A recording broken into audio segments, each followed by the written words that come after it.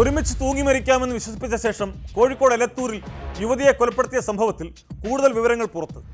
തെളിവുകൾ നശിപ്പിക്കുന്നതിൽ പ്രതി വൈശാഖൻ വരുത്തിയ കാലതാമസമാണ് പോലീസിന് തുണയായത്.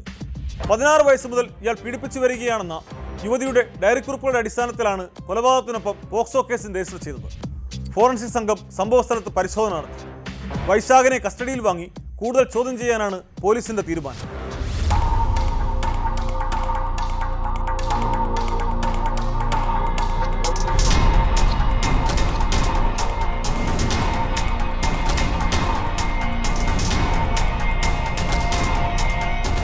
കഴിഞ്ഞ 10 വർഷമായി വൈശാഖൻ ബന്ധുവായ യുവതിയുമായി അടുത്ത ബന്ധം പുലർത്തി വരികയായിരുന്നു.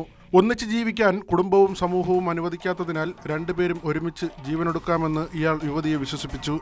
പ്രതിയുടെ ഇൻഡസ്ട്രിയൽ വർക്ക്ഷോപ്പിലെത്തിയതോടെ യുവതി മരിക്കാമെന്ന നിലപാട് മാറ്റി. നിരന്തര പ്രേരണകൾക്ക് വഴങ്ങാതായ യുവതിയെ ജ്യൂസിൽ ലഹരി ഗുളിക നൽകി പാതിമയക്കിയ ശേഷം ജീവനൊടുക്കാൻ വീണ്ടും പ്രേരിപ്പിക്കുകയായിരുന്നുവെന്ന് പോലീസ് പറയുന്നു. ഇരുവരും 2 സ്റ്റൂളുകളിൽ കയറി കയറുകളിൽ കുരുക്കിട്ട് നിൽക്കുമ്പോൾ പ്രതി പെട്ടെന്ന് താഴെയിറങ്ങി യുവതി നിന്ന സ്റ്റൂൾ തട്ടിത്തെറിപ്പിക്കുകയായിരുന്നു. കയറിൽ തൂങ്ങി നിൽക്കുന്ന സമയത്തും തുടർന്ന് കെട്ടറുത്ത് നിലത്ത് കിടത്തിയും യുവതിയെ പീഡിപ്പിച്ചതായി ചോദ്യം ചെയ്യലിൽ പ്രതി പോലീസിന് മൊഴി നൽകി.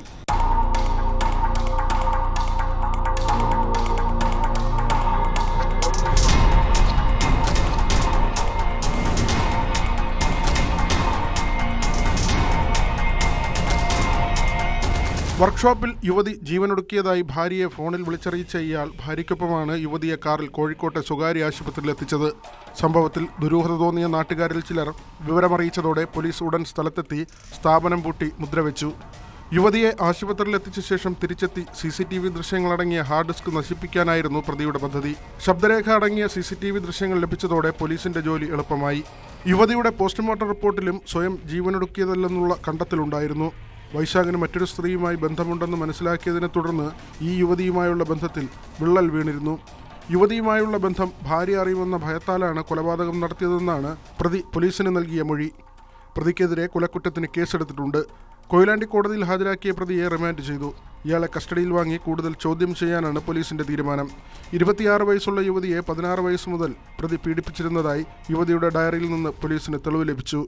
ഇതേ തുടർന്ന് പ്രതിക്കെതിരെ പോക്സോ കേസും ചുമത്തി. ഫോറൻസിക് വിദഗ്ധർ സ്ഥലത്തെത്തി പരിശോധന നടത്തി. കൂടുതൽ പ്രതികൾ ഉൾപ്പെട്ടിട്ടുണ്ടോ എന്നടക്കമുള്ള പരിശോധനകൾ തുടരുകയാണെന്ന് പോലീസ് അറിയിച്ചു.